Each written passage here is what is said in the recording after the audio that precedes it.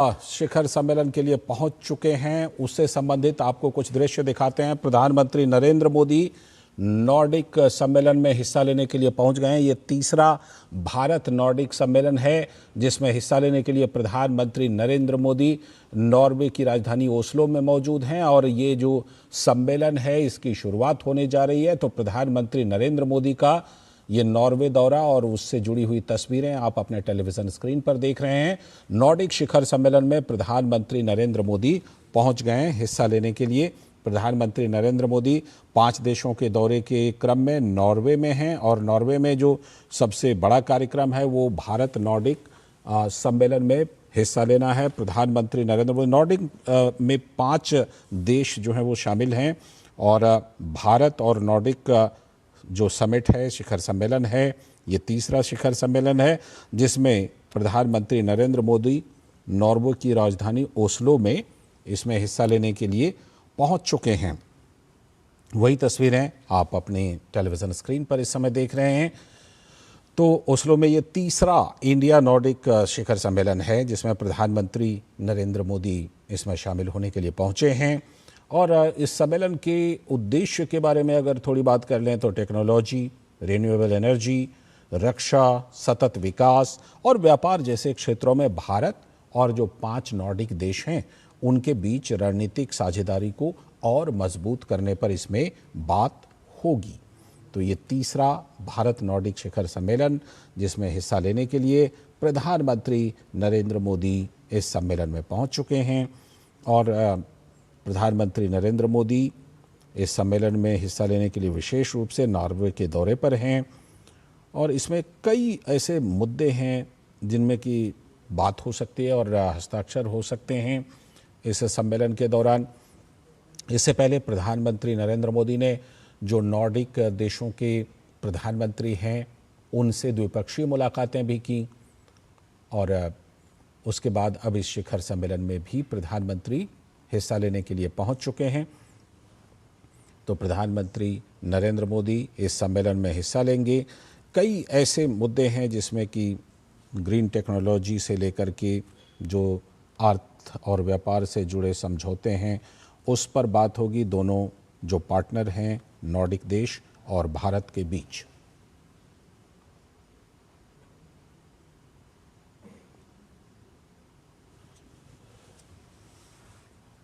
हमारे साथ इस सम्मेलन के जो विशेषता है, कितना महत्व है, प्रधानमंत्री नरेंद्र मोदी के इस दौरे का कितना महत्व है, इस सम्मेलन में भाग लेने का कितना महत्व है, इस पर बात करने के लिए पिनाक रंजन चक्रवर्ती जी जो कि पूर्व सेक्रेटरी हैं एमईए के और साथ में डॉक्टर शीतल शर्मा जो प्रोफेसर हैं school of international studies JNU की, वो हमारे साथ जुड़ चुके हैं। मैं सीधे इस समय पहले पिनाक रंजन चक्रवर्ती जी का रुख करता हूँ, फ़ोन लाइन पर हमारे साथ मौजूद हैं। सर, सबसे पहले तो ये बताइए कि नॉर्डिक देशों का के साथ भारत का ये जो शिखर सम्मेलन है, तीसरा सम्मेलन है, इस समय जो दुनिया के हालात हैं, ऐसे हालात में इस शिखर सम्मेलन में जो फोकस रहेगा वो हम समझ सकते हैं कि जो वैश्विक हालात उपजे हुए हैं उसमें ऊर्जा सुरक्षा से लेकर के ग्रीन एनर्जी से लेकर के तमाम रणनीतिक बातों पर चर्चा होगी। हाँ, बिल्कुल होगी। और एक चीज हमको याद रखना होगा जी कि भारत के विदेश नीति का रुख बदल रहा है क्योंकि अपने और यूरोप का भी बदल रहा है क्योंकि जिस तरह से अमेरिका के साथ जो उलझने रास्ते में आ रही हैं और फिर जो हॉर्मूज का चक्कर है, फिर वो जो गैस और तेल का सप्लाई में डिसरप्शन है, उसकी वजह से सब लोग जो बाकी देश हैं वो ज्यादा तालमेल शुरू करना चाहते हैं। इससे मुझे लगता है क्योंकि हमने यूरोप से फ्री ट्रेड एग्रीमेंट भी किया है और एक रेस्ट्रिक्टेड एग्रीमेंट भी किया है और आर्कटिक काउंसिल के साथ भी हम लोग काम कर चुके हैं। भारत का एक स्टेशन है वहाँ आर्कटिक जोन में जो स्वीडन में है। तो इस और जो ग्रीन टेक्नोलॉजीज हैं उस पे नॉर्डिक देशों का काफी मतलब इनोवेटिव टेक्नोलॉजी उन्होंने बनाए हैं और वो भी मूव कर रहे हैं बहुत जल्दी टुवर्ड्स इसको हम रिन्यूएबल एनर्जी कहते हैं। तो उसमें कोलैबोरेशन हो सकता है। हम लोग शिप बिल्डिंग में भी कोलैबोरेशन कर रहे हैं। नॉर्वे के कोई 20 जहाज हमारे यहाँ बन रहे हैं। जी। तो इस तरह के बहुत सारे एरियाज हैं, इकोनॉमिक है, टेक्नोलॉजी है, डिफेंस टेक्नोलॉजी का भी काम हो रहा है। और मुझे लगता है कि ये एक्सपेंशन होगा, क्योंकि अभी कोई 19 बिलियन की तरह की आसपास हमारा ट्रेड है। तो इसको बढ़ाना है, वो भी हमारे मार्केट को देख रहे हैं, बड़ा मार्केट है, कंजम्पशन बढ़ रहा है, इकोनॉमिक ग्रोथ बढ़ रहा है, तो वो भी अपना मार्केट ढूंढ रहे हैं। और हमारी जो विदेश नीति का जो लक्ष्य है कि भाई टेक्नोलॉजी हो, या जो हाई टेक्नोलॉजी का जो सोर्सिंग हम कर सकें इन बिल्कुल। देशों से, उससे हमारी टेक्नोलॉजी अपग्रेडेशन, डिफेंस और बहुत सारे सेक्टरों में, रिन्यूएबल्स पर्टिकुलरली, उसमें काम आएगा। बेशक ये ऐसे महत्वपूर्ण देश हैं जो जिनको सच मायने में कई ऐसी चीज़ें हैं जिसमें कि महारत हासिल हैं।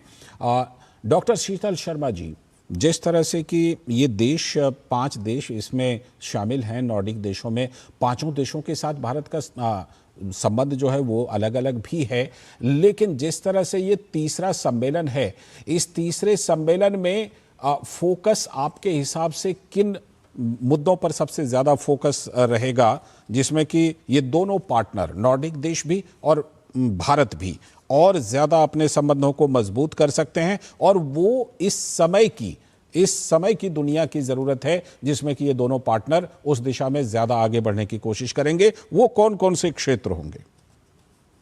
देखिए, मौजूदा हालात में अगर हम देखें तो जो वर्ल्ड के इंटरनेशनल रिलेशंस या वर्ल्ड ऑर्डर जिसे हम कहते हैं, काफी चरमराया हुआ है।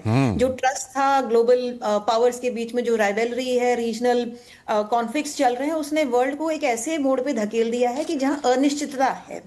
अब बात रही कि नॉर्डिक कैसे हमारे साथ साथ मिलकर काम करेगा और भारत नॉर्डिक में क्या देखता है, इसको लेवल पे समझने की आवश्यकता है। पहला तो यूरोपियन यूनियन पूरा का पूरा 27 मेंबर देश का जो ब्लॉक है, उस ब्लॉक में भी नॉर्डिक जो है 5 कंट्रियों का समूह है। अब यदि आप नॉर्डिक को देखें तो इनके 5 कंट्रीज जो हैं, आप जानिए कि ये कंट्रीज जो हैं इकोनॉमिकली, सोशली, पॉलिटिकली काफी स्टेबल हैं, और ह्यूमन डेवलपमेंट इंडेक्स जो कहते हैं आप, HDI है या हैप्पीनेस इंडेक्स लगा दीजिए, कंजम्पशन लगा दिए, हर में इनकी जो रैंकिंग है वो टॉप 10 में रहती है, बने 1-2 छलांग मारती है ऊपर या नीचे, बट बहुत बेस्ट परफॉर्मिंग कंट्रीज हैं। अब इन कंट्रीज के पास ऐसा क्या है, ये अगर मैं कहूं तो यूरोप के 27 मेंबर देशों में भी ये जो है वो the best performing region in the world या इन द यूरोपियन यूनियन है। अब इंडिया के साथ क्या है मौजूदा हालत में, आप अगर इस विजिट के अगर कीवर्ड्स देखें, जो मुख्य बिंदु हैं वो किस तरफ जा रहे हैं। हम सोचते हैं प्रधानमंत्री जी इतने देशों का दौरा कर रहे हैं, वहां से क्या आता है, की डिलीवरेबल क्या है या कॉन्क्रीट डिलीवरेबल क्या है। तो आप देखिए कि जो संदेश जा रहा है वो सारा कहीं ना कहीं भारत को एनर्जी सिक्योर करने का जा रहा है। एनर्जी सिक्योर सिर्फ यही नहीं कि आप LPG सप्लाई ले रहे हैं या आपका पेट्रोल पहुंच रहा है समय पे नहीं, हॉर्मुज बंद होने के बाद जिसमें सप्लाई चेन डिस्ट्रप्शन आया है, बट आपको फ्यूचर सिक्योर बनाना, अगले 1 दशक में, 10 वर्षों में या 5 वर्षों में, आप एक ऐसी कॉम्प्रिहेंसिव एक रणनीति बनाएं जिसके तहत कि आपकी सप्लाई चेन्स तो डिस्टर्ब हो भी तो भी बात अलग है, but at domestic level Bharat जो है एनर्जी सिक्योर बने। अब एनर्जी सिक्योर कैसे बनेगा? नॉर्डिक कंट्रीज जो हैं वो रिन्यूएबल एनर्जी सोर्सेज में वर्ल्ड के बेस्ट परफॉर्मिंग है। हर कंट्री, जैसे आइसलैंड जियोथर्मल में लगा लीजिए, ऑफशोर विंड में डेनमार्क है, इसमें टाइडल में आपकी नॉर्वे और दूसरी कंट्रीज हैं।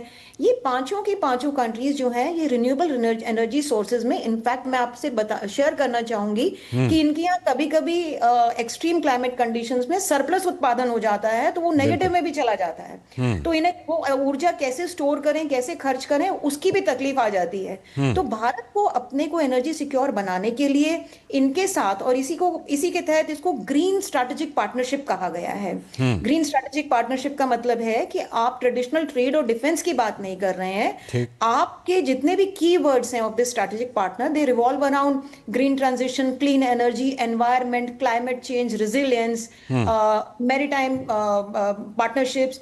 तो मैरीटाइम में भी सिर्फ आप डिफेंस पर्सपेक्टिव से बात नहीं कर रहे हैं, आप ये देख रहे हैं कि आप कोस्टल प्लानिंग, डिजाइनिंग किस तरीके से है, आप इकोनॉमिक जोन्स पे कैसे व्यापार के वो क्षेत्र बढ़ा सकते हैं। तो कुल मिलाकर मेरा ये कहना है कि जो संदेश मोदी जी का या जो लेकर वो गए हैं नॉर्डिक के पास, वो कहीं ना कहीं हमें आत्मनिर्भर और एनर्जी सिक्योर बना रहा है अगले 5 से 10 वर्षों में, यदि इसकी दिशा सही चलती है। बिल्कुल बिल्कुल, इस समय प्राथमिकता में भी वही है। लेकिन इस तरह के जो सम्मेलन होते हैं, पिनाक रंजन चक्रवर्ती सर,